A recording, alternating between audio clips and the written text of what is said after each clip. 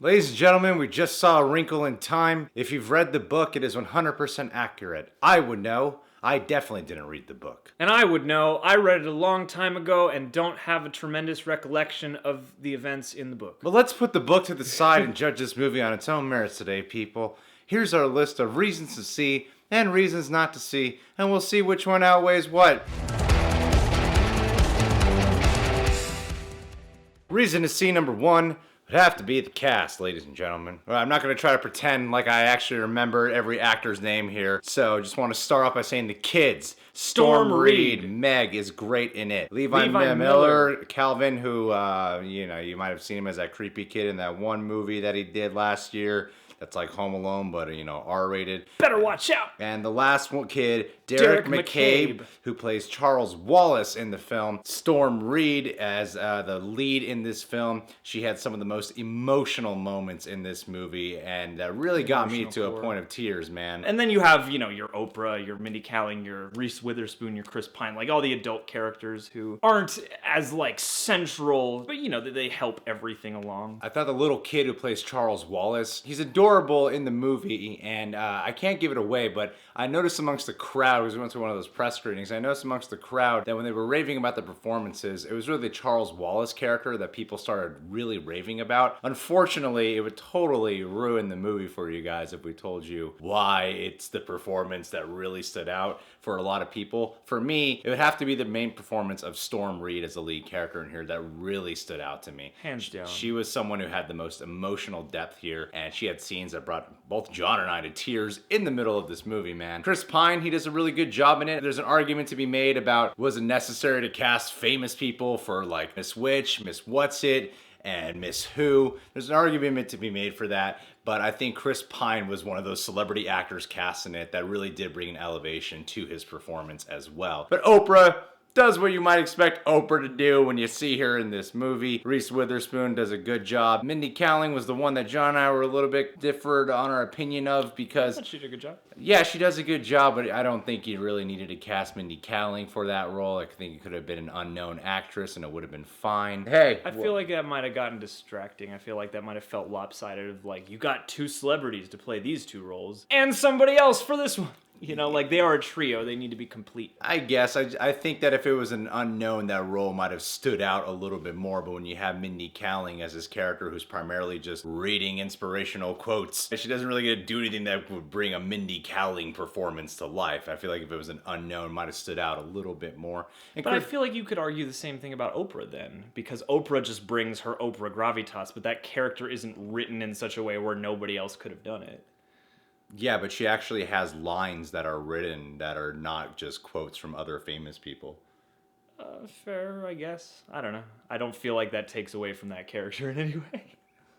I just think, why are we hung up on this? Reason to see number two, the visual effects. There are a whole lot of visual effects in this movie. It is a extravaganza of sorts, and that's probably one of the strongest elements throughout, as far as I'm concerned anyway. There's a whole lot of CGI in this movie, and it, for the most part, looks terrific. It's really well lit, and it's really imaginative, too. The designs are all very gorgeous, very vibrant, very colorful. Some of the stuff that works the best out of this whole movie is just how they bring these different realms and places and these strange sci-fi occurrences to life, because there is definitely a fantasy element, but also a strong sci-fi element to this movie, and I thought the effects really brought those to life in a really nice way.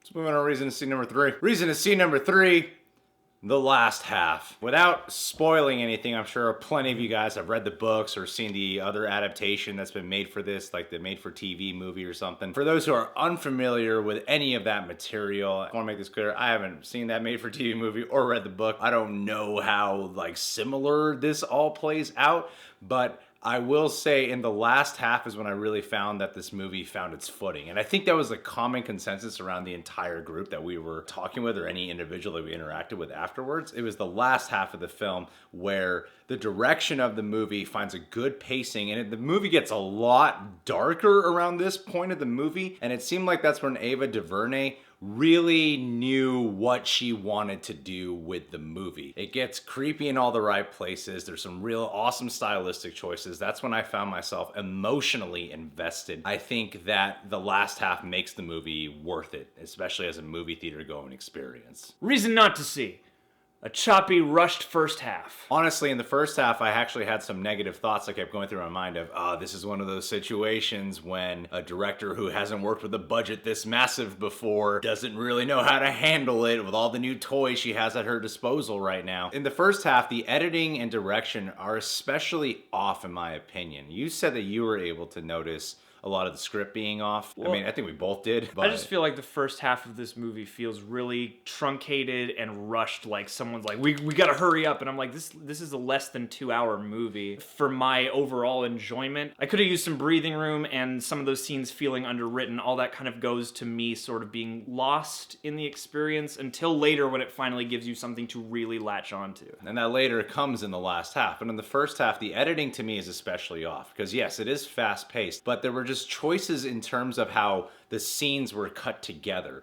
A lot of the time, you'd have like a smooth shot and then a random insert that was super handheld, and then a different angle, then a different angle, then a different angle. And in like one scene of like people talking, it just kept throwing me off. Some of this kind of reminded me of my experience when I was watching Quantum of Solace for the first time. You walk into it and you're like, wow, I wasn't expecting so much random handheld camera work in this movie, where it's like, are they going for like a gritty, realistic tone in a fantasy sci-fi movie like A Wrinkle in Time? Because it's just not meshing well, to the point where when they finally get to full-on sci-fi fantasy, I wasn't feeling the wonder that I know the movie wanted me to feel. As a matter of fact, I don't think I even had any emotional investment, because while the performances were great, I still wasn't emotionally invested in the first half of what was going on. It wasn't until the last half where I was like, whoa, I'm awake now. I'm tuned in. Yeah, the first half glimmers with little bits of potential here and there. There are good, performance notes. There are good visual notes. There are good ideas happening in the first half. But the movie doesn't really reach its cruising altitude, until about the halfway point. And that's about the time that the movie started to just get progressively better from there until I was crying and stuff. It's choppy and it's uneven and it's weirdly directed. I wasn't exactly sure what the style was. In fact, sometimes the scenes felt like they didn't even storyboard it. I feel like for a movie like this, you have to storyboard it. And there were times where it really felt like you just got like random pickups and inserts and then threw it into the editing room. I spent the first half wondering like, why are you in such a hurry? This is just a feeling I get more than anything, but it kind of felt like it had just been really pared down. Like somebody took the first half and went, no, we gotta trim all the fat out of this. Throw in a couple shots to make these transitions work better and make some extra expositional dialogue. Granted, it's a family film, but that's part of the debate that I was having with myself when I was watching this, was the information in the first half is so heavy. It's outside of the rules we know of time and space. So, the ant arrives in my hand instantaneously. So you fall to space. More likely wrinkle it. More than just being a lot of information, sometimes it's hard to process information. Okay, I know this is a family film. Can kids keep up with this? And then when it gets into the last half where it gets really mature and really dark, is this a movie for kids right now? Because this is when I feel like the movie's at its best, but it's also way darker than the first half was. The first half is lighter, easier for kids to watch, I'm assuming. The information's so heavy that I'm not even sure kids can follow it. Then you got the last half, which is way darker and more for adults. There's not a gradual... I'm not sure who the audience is for this film, but I will say that the last half of this movie overall makes it worth watching. Yeah, I mean, it leaves you with, or left me with a good impression overall, despite, some solid complaints, I feel like. Yeah, franchise. The dad gets lost again. Every time. Every time the dad gets lost. And then the third one, mom gets lost. Yeah, because she's jealous that her husband keeps cheating on... Keeps shaking hands with the universe. She's shaking hands with the universe. She wants to feel less insecure, so she wants to shake hands with the universe now. Yeah, that's what the last half of this movie's like.